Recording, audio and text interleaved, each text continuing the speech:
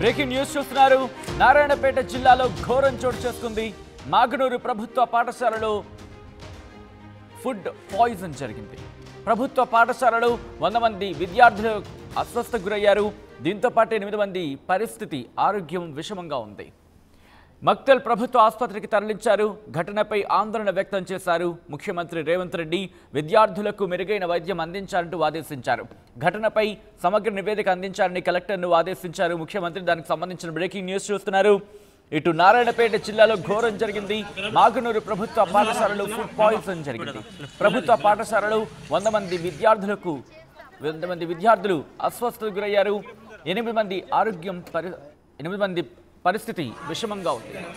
అయితే మక్తల్ ప్రభుత్వ ఆసుపత్రికి తరలించి వారికి చికిత్స అందించడం జరుగుతోంది. ఘటనపై ఆందోళన వ్యక్తం చేశారు ముఖ్యమంత్రి రేవంత్ రెడ్డి. విద్యార్థులకు మెరుగైన వైద్యం అందించాలని ఆదేశించారు. ఆయన ఘటనపై సమగ్ర నివేదిక అందించాలని కూడా కలెక్టర్ను ఆదేశించారు. విశ్వాస్ మీరు చూస్తున్నారు.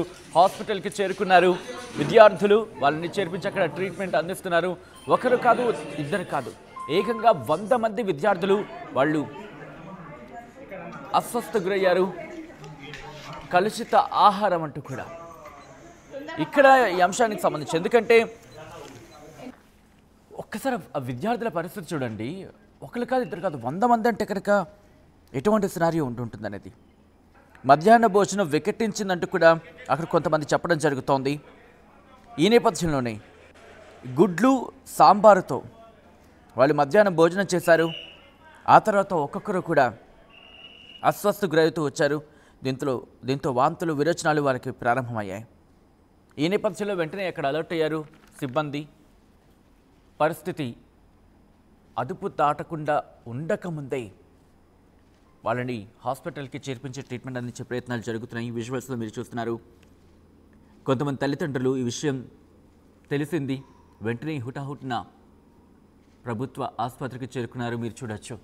కొంతమంది తల్లిదండ్రులు తమ విద్యార్థులని వాళ్ళకి సెలైన్ బాటిల్స్తో ప్రభుత్వ ఆసుపత్రితో పాటు మరికొంతమందికి ఇటు ప్రైవేట్ హాస్పిటల్ కూడా తరలిస్తున్నట్టుగా తెలుస్తోంది. కలుషిత ఆహారం అంటూ కూడా ఫుడ్ పాయిజన్ అయిందంటూ కూడా తెలుస్తోంది. అయితే ఇక్కడ ఇదే అంశానికి సంబంధించి అక్కడ ఏం జరిగిందనేది పూర్తిగా డీటెయిల్డ్ రిపోర్ట్ ఇవ్వాలంటే కూడా ప్రభుత్వ అధికారులని ఆదేశించారు ముఖ్యమంత్రి రేవంత్ రెడ్డి. కలెక్టర్ను ఆదేశించారు. విద్యార్థుల తల్లిదండ్రులు అక్కడికి చేరుకున్నారు. పోలీసులు కూడా అక్కడికి చేరుకొని పరిస్థితి మీద ఆరా తీస్తున్నారు. మీరు చూడొచ్చు. కొంతమంది విద్యార్థులు అయితే వాళ్ళు నడవలేని పరిస్థితి. వాళ్ళకి ఏం జరుగుతుందో ఒక్కసారి కొంతమంది కడుపు పట్టుకుని అలా, కొంతమంది మొత్తం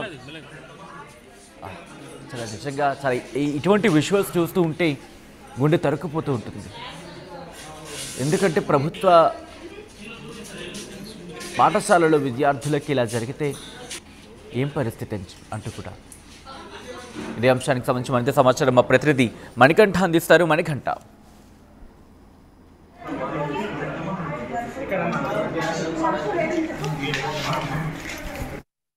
జిల్లా మాగనూరు ప్రభుత్వ పాఠశాలలో ఫుడ్ పాయిజన్ కావడం జరిగింది. మధ్యాహ్న భోజన అనంతరం దాదాపుగా 50 మంది విద్యార్థులకు కూడా ఫుడ్ పాయిజన్ అయినట్టుగా అక్కడ గుర్తించడం జరిగింది. ఈ నేపథ్యంలో విద్యార్థులందరినీ కూడా మక్తల్ ప్రభుత్వ ఆసుపత్రికి తరలించారు మొదట. ఆ తర్వాత దాదాపుగా 8 మంది విద్యార్థులకు కొంత సివియర్గా ఉన్న నేపథ్యంలో వారందరినీ కూడా మహబూబ్నగర్ ప్రభుత్వ ఆసుపత్రికి తరలించినటువంటి పరిస్థితి.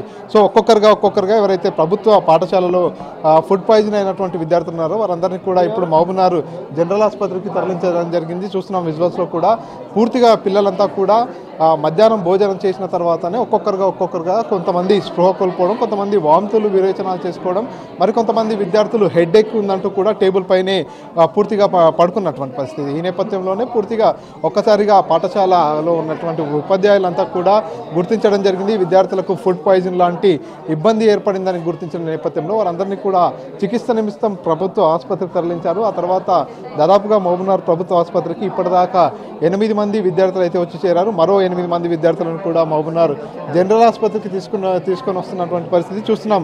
మహబూబ్నగర్ ప్రభుత్వ ఆసుపత్రిలో పూర్తిగా విద్యార్థులందరికీ కూడా చికిత్స అందిస్తున్నారు. ఒక్కసారిగా ప్రభుత్వ ఆసుపత్రిలో ఉండేటటువంటి విద్యార్థులంతా కూడా ఫుడ్ పాయిజన్ కావడంతో వారంతా ఇక్కడికి వచ్చినటువంటి పరిస్థితి.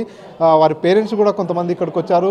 పూర్తిగా ఇక్కడికి వస్తున్నటువంటి నేపథ్యంలో 16 మంది విద్యార్థులను ఇక్కడికి తీసుకొస్తున్నటువంటి విషయం తెలుసుకున్నటువంటి మహబూబ్నగర్ జనరల్ ఆసుపత్రి సిబ్బంది అంతా కూడా పూర్తిగా అలర్ట్ అయిపోయారు. వచ్చేటటువంటి విద్యార్థులకు అన్ని రకాల వైద్య సేవలు అందించేందుకు అన్ని రకాల ఏర్పాట్లను కూడా సిద్ధంగా ఉంచినటువంటి పరిస్థితి విజువల్స్లో చూస్తున్నాం. విద్యార్థులందరికీ కూడా ట్రీట్మెంట్ ఇస్తున్నటువంటి దృశ్యాలు కూడా కనిపిస్తున్నాయి. ఇక్కడ ఎవరైతే ఫుడ్ పాయిజన్కు బారిన పడినటువంటి విద్యార్థులు వచ్చారో వారందరికీ వెంబడే సెలైన్లు కావచ్చు, కొంతమందికి శ్వాస తీసుకోవడంలో ఇబ్బంది ఉన్నటువంటి వారికి కూడా పూర్తిగా ఏదైతే ఆక్సిజన్ సదుపాయాన్ని కూడా కల్పిస్తున్నటువంటి పరిస్థితి. సో మొత్తానికి అయితే మాగనూరు ప్రభుత్వ జిల్లా పరిషత్ ఉన్నత పాఠశాల ఏదైతే ఉందో అక్కడ మధ్యాహ్న భోజనం చేసిన తర్వాత దాదాపుగా 3 గంటల ప్రాంతంలో వీరందరూ కూడా ఒక్కసారిగా అస్వస్థతకు గురైనటువంటి పరిస్థితి. ఈ నేపథ్యంలోనే వారందరినీ కూడా ఆసుపత్రికి పంపించారు. చికిత్స అందిస్తున్నటువంటి దృశ్యాలు కూడా చూస్తున్నాము. స్టూడెంట్స్ అంతా కూడా ఇక్కడ ట్రీట్మెంట్ తీసుకుంటున్నారు. ఒకసారి స్టూడెంట్స్తో మాట్లాడించే ప్రయత్నం చేద్దాం. అమ్మా ఏమైందమ్మా? కళ్ళు తిరుగుతున్న వామిటింగ్స్ అవన్నీ ఎప్పటి నుంచి? 3 o'clock అంటే మధ్యాహ్నం తిన్న తర్వాత తిన్న తర్వాత మొత్తం బియ్యమే ఉంది.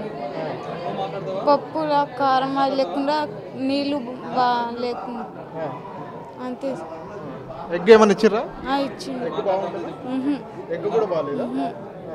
తినేటప్పుడు మీరు కంప్లైంట్ చేయలేదమ్మా ఫుడ్ బాగాలేదు? కంప్లైంట్ చేసినాం కానీ వాళ్ళు చేసలేము. ఎంతమందికి అయిందమ్మా?